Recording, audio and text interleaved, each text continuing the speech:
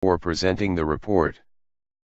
Subscribe for latest on financial crisis, oil price, global economic collapse, dollar collapse, gold, silver, Bitcoin, global reset, new world order, economic collapse, economic news, political, geopolitical news. Today, we talk about, the battle for India's $45 billion gold industry has begun. India's past and future are colliding in Anand Guger's family jewelry shop in Mumbai. "We still operate the way my father did for 50 years, said Guger, 52, explaining that transactions were typically in cash and were not always recorded. "For small jewelers and the unorganized sector, most of our sales happen through personal connections. Sometimes they don't want bills, but the jewelers can't say no to them. That way of doing business is under threat as the world's second largest gold market faces Prime Minister Narendra Modi's campaign to bring India's informal economy to book. About 3/4 of the estimated $45 billion of the precious metal that is traded in the country each year makes its way through thousands of family-run jewelry shops that have catered for centuries to the nation's love of gold. Modi's financial reforms, including demonetization and a new goods and services tax, combined with a younger generation that shops online, may usher in a wave of takeovers and mergers by big statewide and national chains as small shops are swallowed up or close. The one story that we hear is that the business is becoming problematic for smaller jewelers, said Chirag Sheth, an analyst at London-based precious metals consultancy Metals Focus Limited. The bigger jewelers have deeper pockets, they have larger shops, better designs, and better margins. It is very difficult for a smaller guy to compete.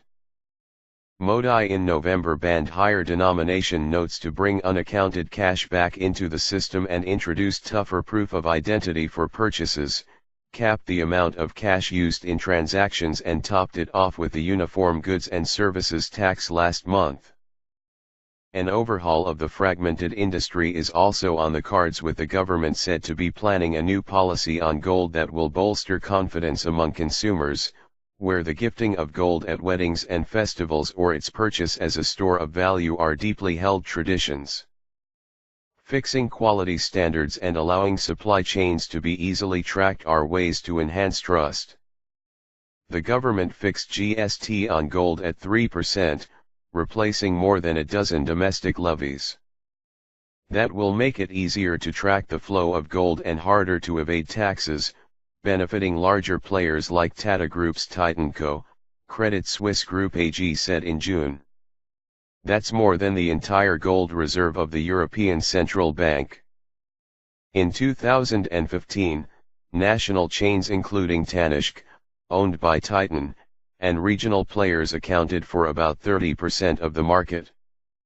That could rise to as much as 40% within 4 years, the World Gold Council said in a report in January. And assuming GST is implemented uniformly, the shift may happen even faster, said PR Somasundaram, the Council's managing director for India. The new tax will increase paperwork and costs for smaller jewelers as they try to conform, said Sheth. Jewelers will now have to file as many as 37 returns, he said.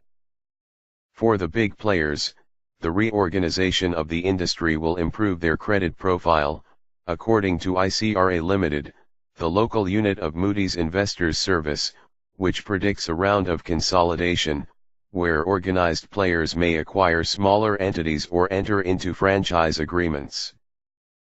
Over the medium term, revenues of those retailers would grow at 5% to 6%, almost double the overall industry rate, according to a June report from Chrysal Limited.